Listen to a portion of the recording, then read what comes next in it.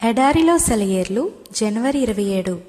మిమ్ములను పూర్ణులనుగా చేసి స్థిరపరిచి బలపరుచును. 1 పేతురు 5వ అధ్యాయం 10వ వచనం. క్రీస్తుతో మనం ఏదైనా క్రొత్త సంబంధంలోకి ప్రవేశించబోయే ముందు ఆయనతో ఆ సంబంధం పెట్టుకోవడానికి మనకి యోగ్యత ఉన్నదా అన్న విషయంలో మనల్ని సంతృప్తిపరుచుకోవాలి. అందుకు తగ్గ మనోవికాసం మనకి ఉండాలి. ఏమాత్రం సందేహపు ఛాయలున్నా మన నిశ్చయత సడలిపోతుంది.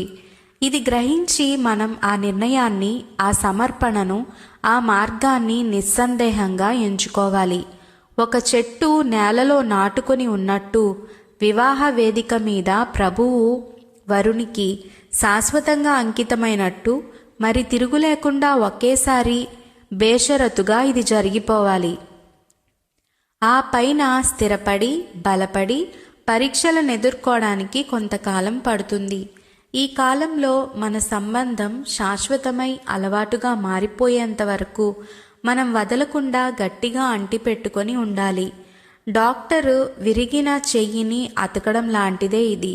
దాన్ని చెక్కముక్కల మధ్య అటూ ఇటూ కదలకుండా ఉంచుతారు.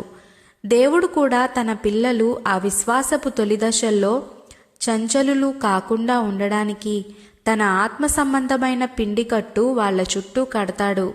ఇది మనకి కష్టంగా ఉండవచ్చును గాని తన నిత్య మహిమకు క్రీస్తునందు మిమ్మును పిలిచిన సర్వకృపానిధియగు దేవుడు కొంచెం కాలం మీరు శ్రమపడిన పిమ్మట తానే మిమ్ములను పూర్ణులనుగా చేసి స్థిరపరచి బలపరచును. పాపానికి రోగానికి ఒకటే సహజ ధర్మం ఉంది. పరిస్థితుల ప్రభావానికి మనం లొంగి కృంగితే ఇక అంతే, శోధకుడి శక్తి మనల్ని పూర్తిగా అధోగతికి తొక్కేస్తుంది. అయితే ఆత్మీయ జీవనానికి, భౌతిక జీవనానికి కూడా వర్తించే మరొక ధర్మం కూడా ఒకటుంది. మనం క్రీస్తులో ఉంటే మనం వర్ధిల్లుతాము. ఈ సూత్రం మొదట చెప్పిన సూత్రాన్ని నిర్వీర్యం చేసి దానికి అధికారం లేకుండా చేస్తుంది. కానీ దీన్ని చేయడానికి మనకి నిజమైన ఆత్మశక్తి, దృఢ నిశ్చయం, అలవడిన విశ్వాసం, స్థిరమైన క్రైస్తవ జీవితం ఉండాలి. మన ఫ్యాక్టరీల్లో ఉపయోగించే శక్తి లాంటిదే ఇది కూడా. యంత్రానికున్న బెల్టు తిరుగుతూనే ఉండాలి. శక్తి ఎప్పుడూ అక్కడ ఉంటుంది, కానీ దాన్ని మనకు ఉపయోగపడే యంత్రాల చక్రాలకు బెల్టు వేసి కలపాలి. ఇలా చేసినప్పుడు మాత్రమే జనరేటర్లోని శక్తి మిగతా యంత్రాలన్నిటినీ తిప్పుతుంది.